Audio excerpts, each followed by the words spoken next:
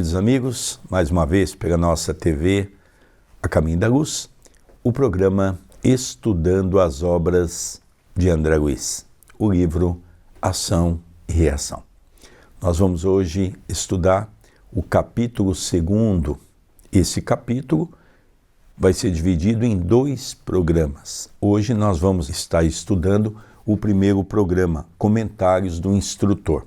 Vamos relembrar que eles estavam conversando, Hilário, André Luiz e Druso, vendo toda aquela movimentação fora do centro, aquela perturbação, aquela gritaria, e agora chegou a hora de dar uma instrução para aqueles que estão internados naquela instituição, que querem a reforma íntima, querem buscar conhecimento, já perceber os erros que cometeram e querem caminhar na busca de auxílio para novas reencarnações.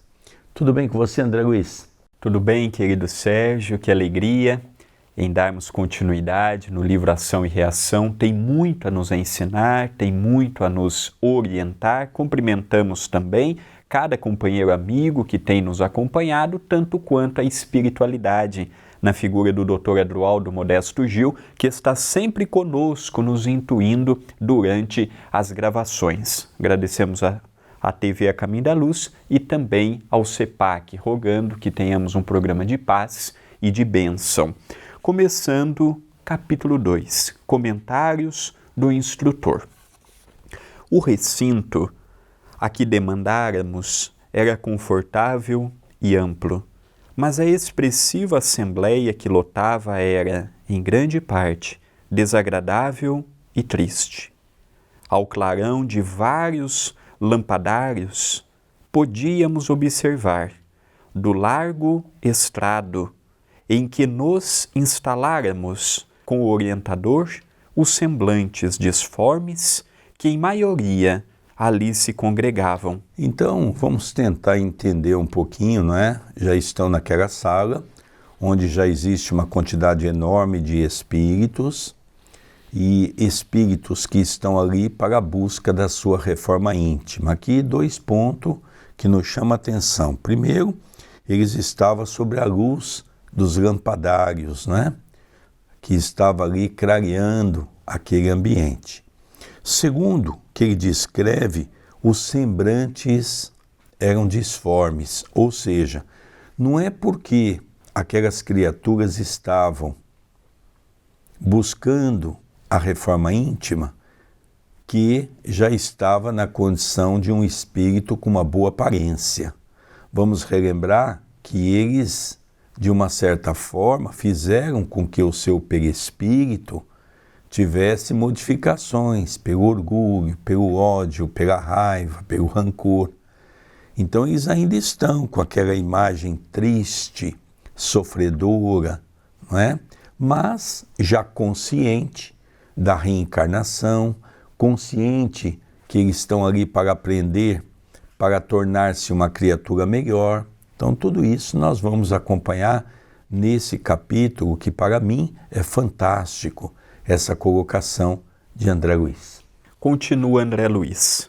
Aqui e ali se acomodavam assistentes e enfermeiros, cuja posição espiritual era facilmente distinguível pela presença simpática com que encorajavam os sofredores. Calculei em 200 aproximadamente o número de enfermos que à nossa frente se reuniam. Mais de 2/3 apresentavam deformidades fisionômicas.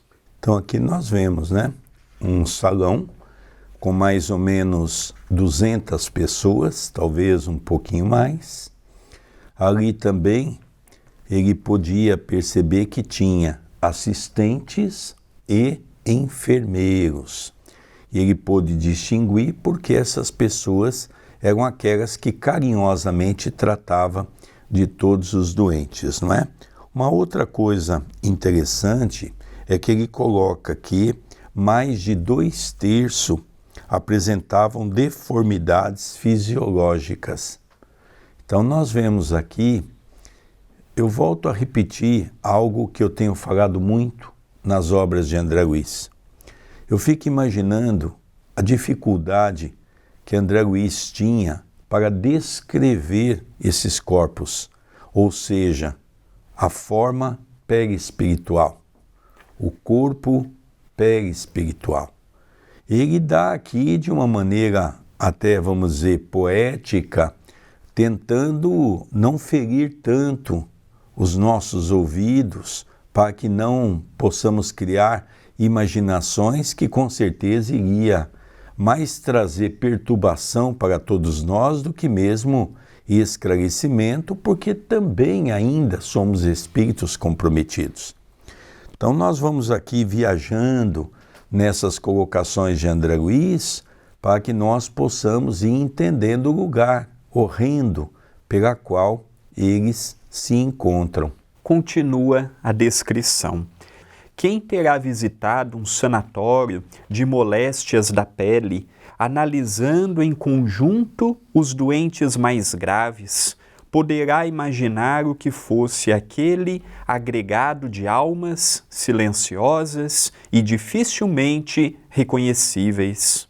Notando a quase completa quietude ambiente, indaguei de Druso quanto à tempestade que se contorcia lá fora, informando-me o generoso amigo que nos achávamos em salão interior da cidadela, exteriormente revestido de abafadores de som. Então aqui nós vemos, dentro daquela linha e sequência de colocação de André Luiz, então eu me lembrei, enquanto o André estava lendo, quando eu iniciei no movimento espírita, em 1985, na cidade de Itatiba, o nosso querido Antônio de Pádua, ele fazia uma caravana todo mês, onde nós íamos para uma cidade, Pirapitingui, ali perto de Sorocaba. Era uma cidade reservada para as pessoas que tinham a lepra. E eu me lembro que as visitações iniciavam-se nas casas. Era uma cidade enorme. Iniciava nas casas aquelas pessoas que tinham a lepra, mas não apresentava de maneira tão dramática, tão cruel. Conforme nós íamos andando naquela cidadela, nós fomos podendo perceber que os casos iam se agravando. Havia um roteiro para nós seguirmos lá, até que o final da visita era exatamente no hospital. O hospital já era aquelas pessoas que não tinham como andar, não tinham como comer, já não tinham braços, não tinha parte das pernas, o corpo já estava todo corcomido, o rosto já estava todo corcomido. E eu me lembro que quando chegava um determinado momento, muitas pessoas não conseguiam seguir adiante. Muitas pessoas paravam ali e voltavam e dizia: aqui é o meu limite. Isso é exatamente o que o André Luiz quer mostrar para todos nós. Às vezes nós temos que sair do casulo, às vezes nós temos que ir nesses hospitais, como ele diz aqui, com as doenças de pele ou com as doenças do corpo mesmo, darmos uma volta. Tenho a certeza que nós vamos parar de reclamar sobre a vida por qualquer coisa. E ele também fala um outro detalhe que me chamou a atenção, porque a preocupação de André Luiz, olha, mas aquela bagunça que está lá fora, que nós vimos no capítulo anterior, vai afetar aqui. Ele diz, não, esse salão que nós estamos aqui, ele tem um abafador de som. Então hoje nós sabemos, né? Aqui nós temos um estúdio, onde nós temos aqui lã de vidro, para isolar o som. Então nós percebemos que a tecnologia que nós usamos hoje é a tecnologia que André Luiz nos convida a meditar numa história que ele trouxe em 1956. Olha que coisa interessante, só para nós termos uma ideia, André. Dando continuidade nesta narrativa belíssima com André Luiz. integrando a equipe dirigente, Hilário e eu, passamos a conhecer companheiros agradáveis e distintos, os assistentes Silas e Honório e a irmã Celestina, 3 dos mais destacados assessores na condução daquela morada socorrista. Não nos foi possível qualquer entendimento, além das saudações comuns, porque o orientador, após indicar um dos enfermos para proferir a oração de início, que ouvimos emocionadamente, tomou a palavra e falou com naturalidade, qual se estivesse conversando numa roda de amigos. Irmãos, continuemos hoje em nosso comentário acerca do bom ânimo. Não me creiam separado de vocês por virtudes que não possuo. A palavra fácil e bem posta é muita vez dever espinhoso em nossa boca, constrangendo-nos à reflexão e à disciplina. Também sou aqui um companheiro à espera da volta. A prisão redentora da carne acena-nos ao regresso. É que o propósito da vida trabalha em nós e conosco, através de todos os meios, para guiar-nos à perfeição. Cerceando-lhe os impulsos, agimos em sentido contrário à lei, criando aflição e sofrimento em nós mesmos. Então aqui, André, nós vemos um fato interessante, não é? Nós já vimos 3 assessores de Druso, foi apresentado André Luiz e Hilário, e agora nós estamos vendo aqui qual seria o tema. E o tema é um tema muito sugestivo, o bom ânimo.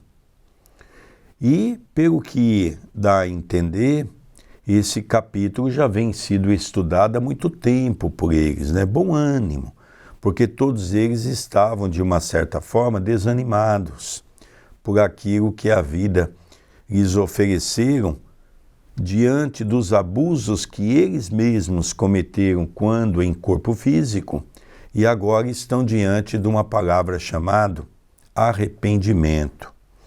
Um outro fato que nos chama a atenção é a humildade que Druso expõe o seu assunto, iniciando da seguinte maneira: eu não estou aqui como um professor, como um mestre, eu estou aqui como um ser endividado, como todos vocês. Um ser que está à busca da evolução. Então nós percebemos que Druso, ele fala com o coração, porque ele mesmo expõe, quando André Luiz olha para Hilário, e eles percebem que ali Druso está falando com o coração. Porque nós vemos as pessoas falar com a inteligência. E há uma diferença grande entre a inteligência e o coração. Vamos continuar a leitura para nós sentirmos o que esse nosso irmão Druso vai falando nas suas palavras. Apenas um ponto que me chamou a atenção. André Luiz deixa uma ideia, ele lança no ar para o olhar atento do leitor. Nas suas obras, ele trata de assuntos secundários, que não é o foco principal do livro, mas que ele aborda. Ele nos fala, por exemplo, aqui do bom ânimo. Em outras obras, ele nos fala da importância da tonalidade da voz e da vibração que colocamos nela, da energia que colocamos nela. Esses pensamentos que ele deixa aparentemente perdidos, igual hoje, bom ânimo. Hoje o que mais falta dentro dos locais de trabalho, dentro dos locais profissionais, religiosos, familiares, é bom ânimo. Hoje tudo leva embora o nosso bom ânimo. Uma coisa pequena desmotiva, uma coisa pequena larga-se a toalha. Então, nós que estamos encarnados, é para nós essa mensagem. Eles estavam tendo uma aula no plano espiritual. Ao lermos, serve diretamente para nós encararmos com bom ânimo a nossa jornada terrena. Para você dar continuidade, André, lembrando que aqui coloca uma frase tão pequenina, a reunião se iniciou com uma prece. E logo após a prece, Druso então começa a falar.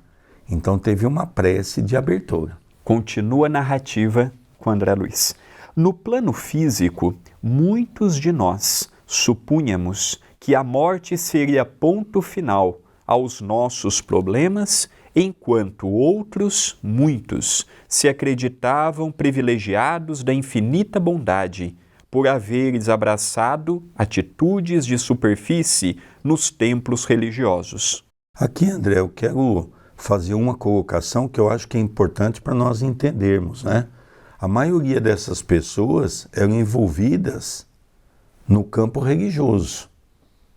Isso é importante nós destacarmos. Seja um padre, um bispo, uma pessoa muito ligada à igreja, vamos relembrar que essa instituição ela está 300 anos ligado a nosso lar. E vamos relembrar também que muitos reis, muitos príncipes, muitas rainhas na antiguidade, elas tinham um papel fundamental na Igreja Católica. Então vamos relembrar que ele fala aqui como os religiosos como um todo. E lembrando que André Luiz já perguntou junto com Hilário Silva se ali não tinha algum índio, se ali não tinha algum primitivo, e aí foi dito por Druso que não. Todos os que estavam dentro da instituição ou fora da instituição, aquela multidão querendo entrar, eram espíritos que falharam pela inteligência, que de primitivos nenhum ali tinha nada. Continua. A viagem do sepulcro, no entanto, ensinou-nos uma lição grande e nova. A de que nos achamos indissoluvelmente ligados às nossas próprias obras. Nossos atos tecem asas de libertação ou algemas de cativeiro, para nossa vitória ou nossa perda. A ninguém devemos o destino senão a nós próprios. Aqui nós vamos fazer um pequeno comentário que ali todos eles estão sendo conscientizados de que eles estão naquela condição por culpa deles mesmos. É importante nós realçarmos essa colocação. Eu gosto muito quando André Luiz relembra as palavras de Druso, quando ele diz: nossos atos tecem asas de liberdade ou algemas de cativeiro. Ou seja, quem escolhe os caminhos que nós vamos seguir, seja o caminho do bem ou o caminho do mal, somos nós mesmos. Por isso temos livre-arbítrio. É muito fácil terceirizar problema. A culpa é desse, a culpa é daquele. Não. Nós somos os autores e atores da nossa própria jornada terrena. O meu sucesso, como a minha falha no quesito moral, está imputado às minhas mãos. Continua André Luiz. Entretanto, se é verdade que nos vemos hoje sob as ruínas de nossas realizações deploráveis, não estamos sem esperança. Se a sabedoria de nosso Pai Celeste não prescinde da justiça para evidenciar-se, essa mesma justiça não se revela sem amor. Se somos vítimas de nós mesmos, somos igualmente beneficiários da tolerância divina, que nos descerra os santuários da vida para que saibamos expiar e solver, restaurar e ressarcir. Então, interessante a visão que Druso passa para nós, não é? Se falhamos, não tem problema, mas cabe ao falido reerguer-se. Qual que é o pensamento do suicida? Minha vida está perdida, estou com uma dívida que não vou pagar, a mulher me traiu, não vou viver sem ela, vou tirar minha vida, solucionou o meu problema. Não soluciona. O problema, quando é gerado por mim, só cabe a mim removê-lo, demovê-lo, superá-lo. Não cabe a Deus, não cabe a Jesus, não cabe ao meu pai, a minha mãe, minha esposa, a ninguém. Vai do nosso esforço. Um dia eu vou ser Chico Xavier. Agora o tempo está em minhas mãos. 1000 anos? 2000 anos? Um dia eu serei como é Jesus. 1 milhão de anos? Mas serei. O tempo da evolução está nas mãos de cada um. E aqui nós temos que tirar a ideia de governo. A minha evolução não depende de governo. A minha evolução não depende se o meio social que eu vivo é favorável ou não é favorável, se eu tenho dinheiro, não tenho dinheiro, se eu tenho... É desculpismo. Quando a pessoa quer progredir, ela pode vir numa família abastada ou pobre, numa família ilustrada ou de ignorantes, que ela vai sobressair. É fácil culparmos o meio e tirarmos a responsabilidade de nossas mãos. E relembrando também que ele fala muito da justiça divina, que Deus é Pai, Deus não nos pune, mas Deus nos dá a oportunidade para resgatar os males que nós mesmos cometemos. Continua. Na retaguarda, aniquilávamos o tempo, instilando nos outros sentimentos e pensamentos que não desejávamos para nós, quando não estabelecíamos pela crueldade e pelo orgulho vasta sementeira de ódio e perseguição. Com semelhantes atitudes, porém, levantamos em nosso prejuízo a desarmonia e o sofrimento que nos sitiam a existência, quais inexoráveis fantasmas. Então aqui nós vemos um pouquinho, não é? Basta nós lermos a história, nós vamos ver o que o homem fez em nome da religião.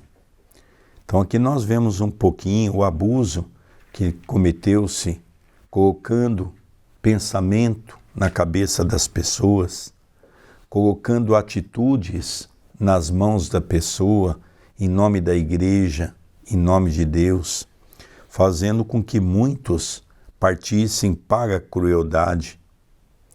E revestido do orgulho, vasta sementeira de ódio e perseguição.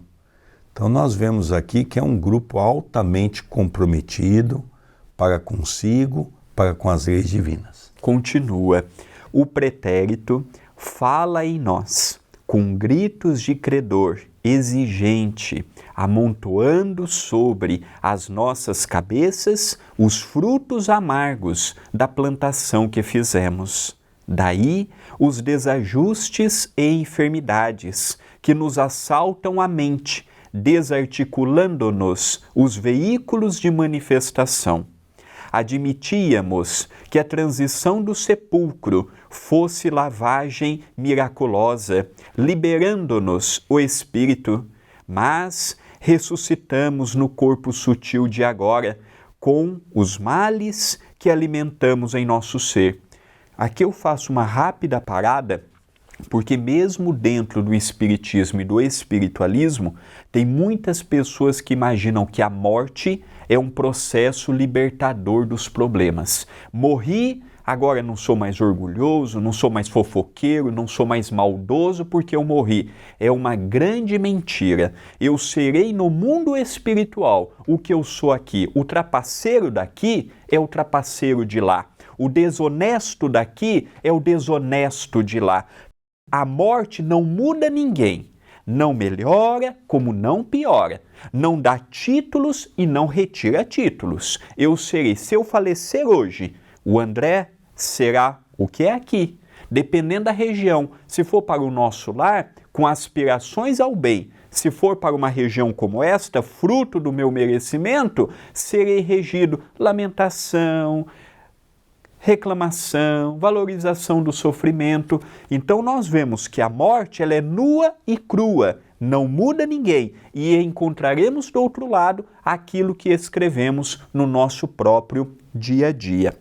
Continua André Luiz. Nossas ligações com a retaguarda, por essa razão, continuam vivas. Laços de afetividade mal dirigida e cadeias de aversão aprisionam-nos ainda a companheiros encarnados e desencarnados, muitos deles em desequilíbrios mais graves e constringentes que os nossos. Nutrindo propósitos de regeneração e melhoria, somos hoje criaturas despertando entre o inferno e a terra, que se afinam tão entranhamente um com o outro, como nós e nossos feitos. Então aqui nós vemos um ponto interessante, não é? Quando Druso menciona que aqueles corpos que ele se encontra da forma perispiritual é fruto dos equívocos que eles cometeram, os enganos, diante da condição do homem velho, permitindo o orgulho, o egoísmo, permitindo que eles cometessem grandes atrocidades. Também Druso vai preparando eles para que o próximo corpo, com certeza, será um corpo comprometido. Será um corpo de uma pessoa que terá muitos problemas. Nós vamos ver aqui um pouquinho, no final, não no programa de hoje, no próximo programa, continuidade desse capítulo, nós vamos ver 2 casos que Druso demonstra as dificuldades que eles terão aqui na Terra, num processo reencarnatório, na crosta. Então, nós já vamos percebendo que é importante nós compreendermos quantos espíritos querem reencarnar. E nós que estamos reencarnando, muitas vezes estamos perdendo a grande oportunidade. Continua André Luiz. Achamo-nos imbuídos do sonho de renovação e paz, aspirando à imersão na vida superior. Entretanto, quem poderia adquirir respeitabilidade sem quitar-se com a lei? Ninguém avança para a frente sem pagar as dívidas que contraiu. Como trilhar o caminho dos anjos, de pés amarrados ao carreiro dos homens, que nos acusam as faltas, compelindo-nos a memória ao mergulho nas sombras? Então aqui, André, nós percebemos de maneira bastante acentuada que essa obra foi escrita exatamente em comemoração aos 100 anos da publicação do Livro dos Espíritos, quando Allan Kardec traz um mundo de ação e de reação. Quando André Luiz nos mostra que o plantio é livre, mas a colheita é obrigatória, uma frase que está na Epístola de Paulo. Então nós percebemos aqui que a lei divina é perfeita. Cada um vai colher do fruto que plantou. Então aqui já é um ensinamento para as nossas reflexões. Então Druso dá uma parada. E agora Druso vai continuar os seus comentários. Apenas para observarmos essa pergunta que Druso faz é interessante, não é? Todos querem evoluir para a vida superior, mas como evoluir deixando contas pendentes com corações que estão reencarnados ou desencarnados? Então, para evoluir, é necessário limparmos a nossa ficha perante a lei divina para que os nossos voos possam ser altos e plenos. Continua a leitura. Druso fez ligeira pausa e, depois de significativo gesto, como que indicando a torturada paisagem exterior, prosseguiu em tom comovente. Em derredor do nosso pouso de trabalho e esperança, alongam-se flagelos infernais. Quantas almas petrificadas, na rebelião e na indisciplina, aí se desmandam no aviltamento de si mesmas? Então aqui ele faz uma comparação, né? Ele pede para as pessoas olharem pela janela e ver lá fora aquele turbilhão de pessoas que estavam ali, aquela multidão fazendo gritaria, querendo entrar a todo custo. Eles não queriam se transformar, eles queriam um abrigo, porque eles estavam ali diante de uma neve, diante de uma tempestade magnética, onde assola aqueles espíritos. É um ataque dos irmãos que trabalham nas trevas, buscando neles as energias. Então ele diz para essas pessoas: olham aqueles nossos irmãos, ainda estão com os corações endurecidos, ainda estão achando que estão com a razão, ainda estão achando que são corretos na maneira de pensar. Então ele mostra ali, faz um paralelo entre aqueles que ali se encontram na busca de auxílio e aqueles que ainda estão longe de pedir auxílio. Continua. O céu representa uma conquista sem ser uma imposição. Interessante esta frase. O céu é para quem deseja. Se o meu pai não deseja o céu, é um direito dele. Nem todos querem um lugar bom no mundo espiritual. Tem muitos que estão no caminho da maldade por opção e por convicção. Quantas pessoas não foram presas e se conversarmos com eles e perguntarmos, olha, se há anos atrás você soubesse que hoje estaria preso, você faria o que fez? Eles dizem na maioria, não. Se eu soubesse que eu seria preso, eu teria feito pior. Eu teria roubado mais, eu teria abusado mais. No mundo de provas e expiações, é uma minoria que vibra o amor. A maioria dos que estão reencarnados hoje, se puder, passa por cima do outro, é desonesto, vê o seu lado, não está preocupado com o outro, não vê o outro, não importa com o próximo. Então o céu é para quem deseja realmente. E hoje uma minoria deseja.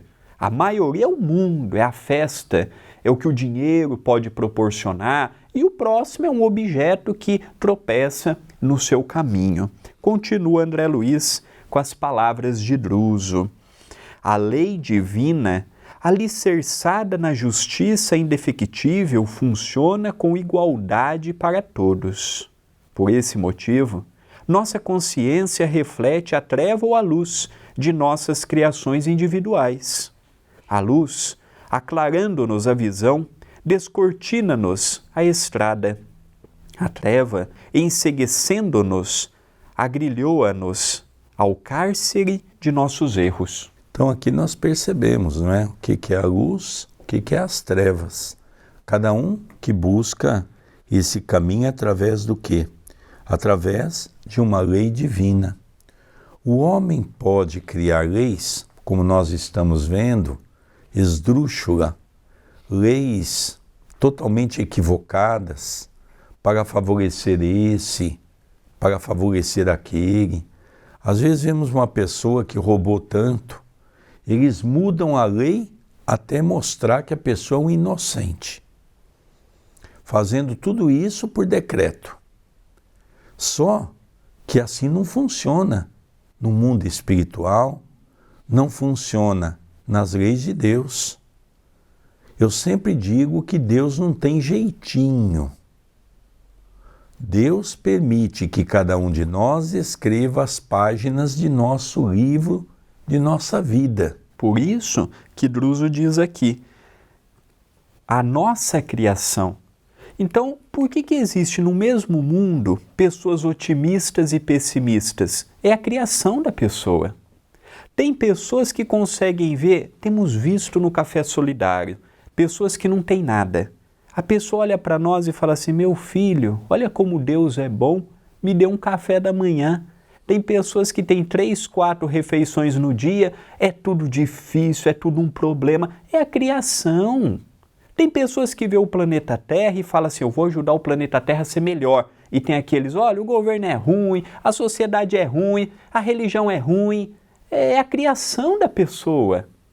Nós refletimos o mundo que enxergamos. Não é o mundo é neutro.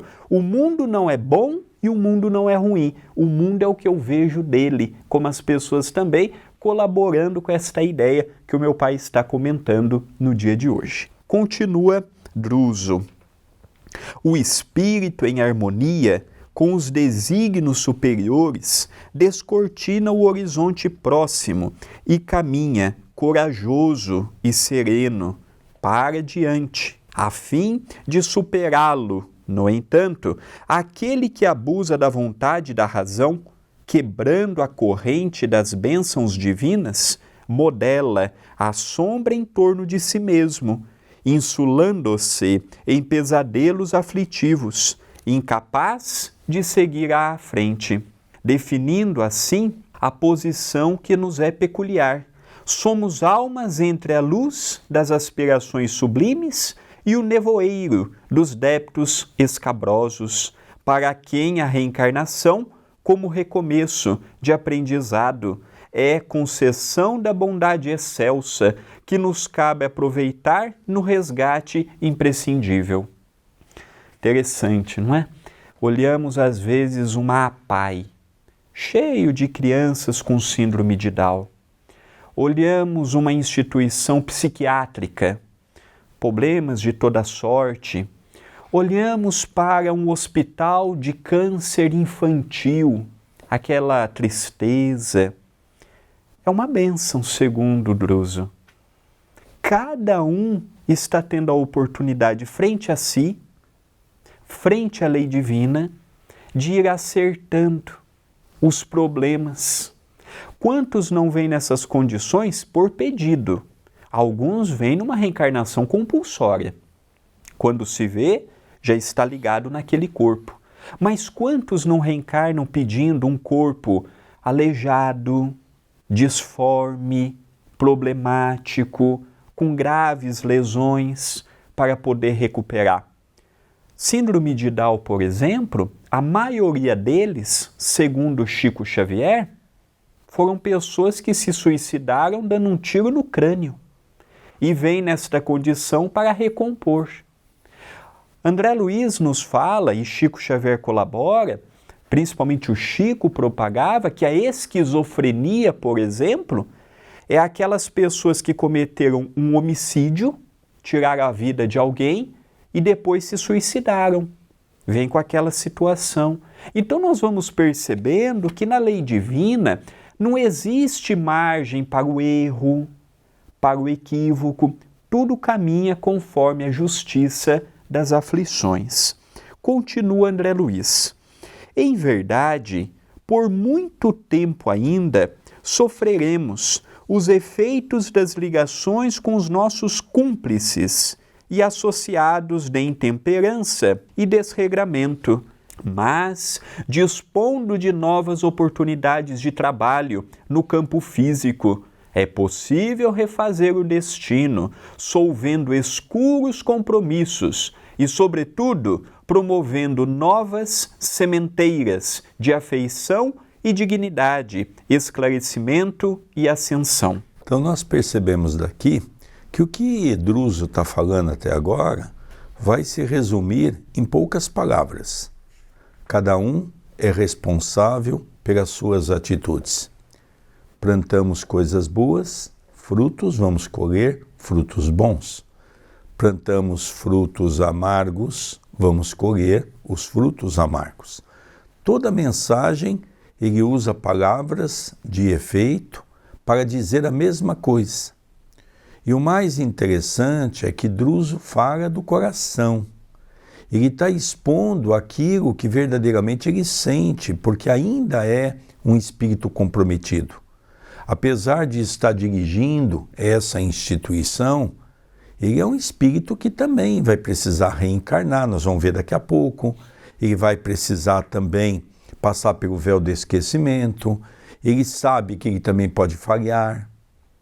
Então nós percebemos que é importante esse trabalho no mundo espiritual, do chamado conscientização da reforma íntima, para que as pessoas possam ir percebendo.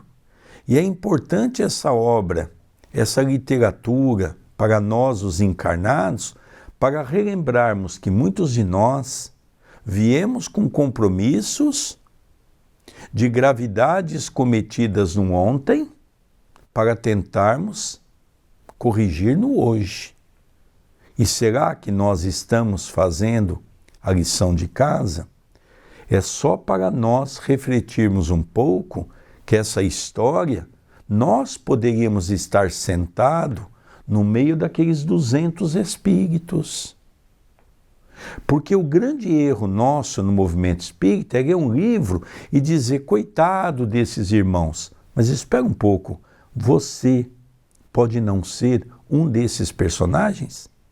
É só para nós analisarmos um pouco a importância de usar a nossa mente à busca do nosso aperfeiçoamento. Continua, sujeitando-nos às disposições das leis que prevalecem na esfera carnal, teremos a felicidade de reencontrar velhos inimigos sob o véu de temporário esquecimento, facilitando-se-nos assim a reaproximação preciosa.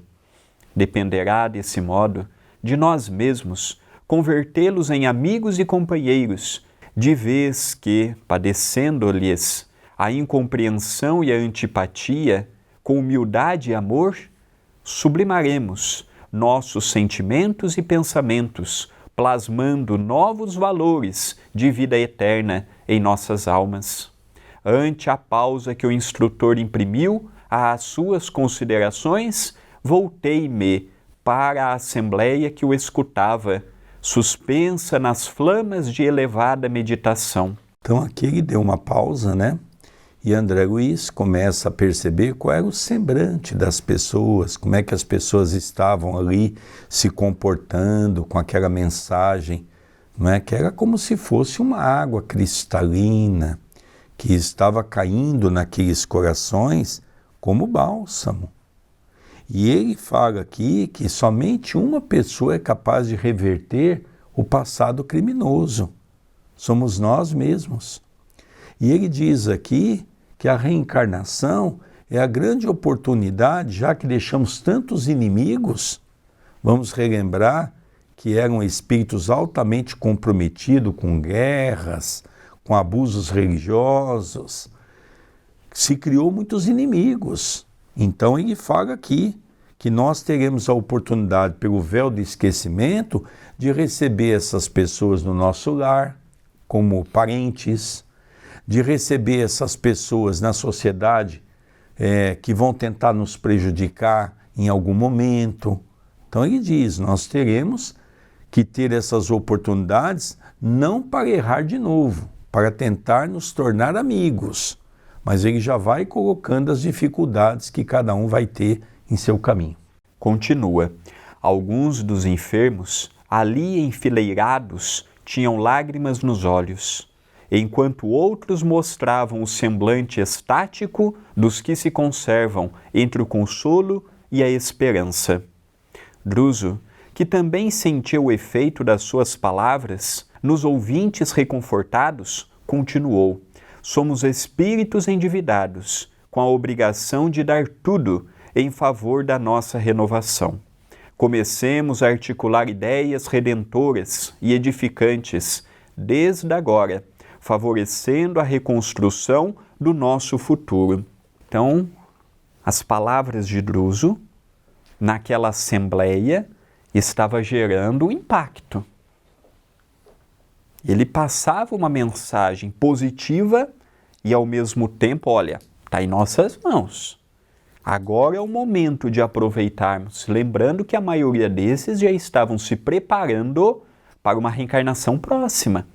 Já passaram por aquele sofrimento, já estavam se conscientizando do que haviam feito para si e para o meio, e já estavam dispostos a procurar uma nova existência para ir quitando a lei divina. Então, aqui no centro, ou as pessoas que procuram fazer o bem, procuramos fazer o bem não porque somos bons, não, longe disso, mas para procurarmos ir trabalhando, tirando um pouquinho o orgulho, vendo o próximo com fraternidade, com irmandade, para não sermos o que éramos no ontem. Esses 200, eu não tenho dúvidas, por exemplo, que eu estava entre eles.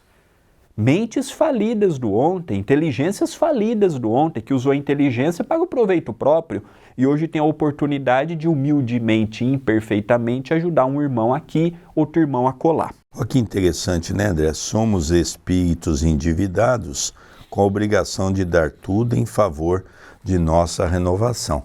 Ele já vai dizendo, a reencarnação é difícil, não vai ser fácil, porque somos espíritos endividados.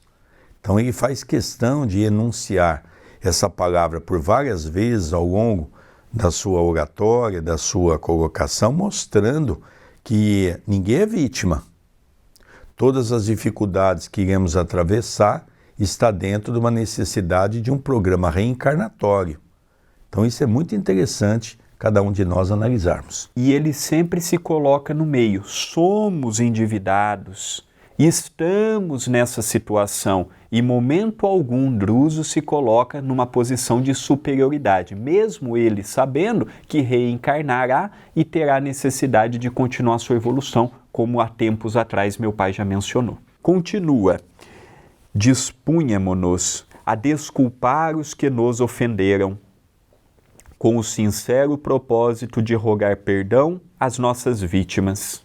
Cultivando a oração com serviço ao próximo, reconheçamos na dificuldade o gênio bom que nos auxilia a desafiar-nos ao maior esforço. Reunindo todas as possibilidades ao nosso alcance, espalhemos nas providências de treva e dor que nos rodeiam o socorro da prece e o concurso do braço fraternal, preparando o regresso ao campo de luta, o plano carnal, em que o Senhor, pela bênção de um corpo novo, nos ajudará a esquecer o mal e replantar o bem. Então aqui, André, nós vamos aí parando nessa frase aí para terminarmos esse programa, tendo em vista o nosso tempo, mas ele vai colocando algumas coisas, continuando naquela ênfase das dificuldades, né? Disponhamos-nos a desculpar. Então veja, não é fácil a pessoa ouvir, é o que o Chico Xavier sempre dizia. A pessoa, quando está agoniada no mundo espiritual e pede a oportunidade da reencarnação, é porque a sua consciência queima pelos erros que ela mesmo tem ciência do que cometeu. E na hora de reencarnar, pede de tudo. Só que na hora que nós estamos aqui no corpo, com o véu do esquecimento, e por ainda não ter trabalhado o nosso coração no exercício, e apenas ter escutado os espíritos superiores no mundo espiritual, não quer dizer que nós vamos vencer. A chance de errar é muito maior do que de acertar, porque esses irmãos estão ali confinados num sofrimento terrível por mazelas que eles cometeram, mas que vão estar ligados a um corpo onde eles já viram que vai ser uma reencarnação difícil, uma reencarnação complicada, problemas de ordem do corpo físico. Nós vamos ver no segundo programa ordem financeira, com muita pobreza, e que realmente não vai ser nada fácil superar essas dificuldades. Queridos amigos, o nosso capítulo de hoje foi dividido em 2 programas e esse é apenas o primeiro. Teremos ainda o segundo, complementando esta palestra que Druso está dando a aproximadamente 200 enfermos, junto com assistentes, enfermeiros, amigos que trabalham na Mansão Paz. Ao encerrar o vídeo de hoje, primeiro eu agradeço a sua audiência. O programa, o estudo das obras de André Luiz ao lado do Evangelho no Lar, são os programas de maior audiência aqui na TV, e a minha gratidão, a gratidão do meu pai, por todos que estão nos acompanhando ao longo de nosso lar e até chegarmos no livro Ação e Reação, e eu peço a sua ajuda aqui no canal. Se torne membro do canal. Muitos têm visto a nossa atividade. Eu publico, se você ainda não segue se ainda não segue o meu pai, se ainda não segue a TV nas redes sociais, aqui na descrição do vídeo você encontrará as nossas redes sociais, e muitos têm visto entregas de cestas, o Natal Solidário, o Inverno Solidário, o Café Solidário, a comida fraterna, a sopa fraterna.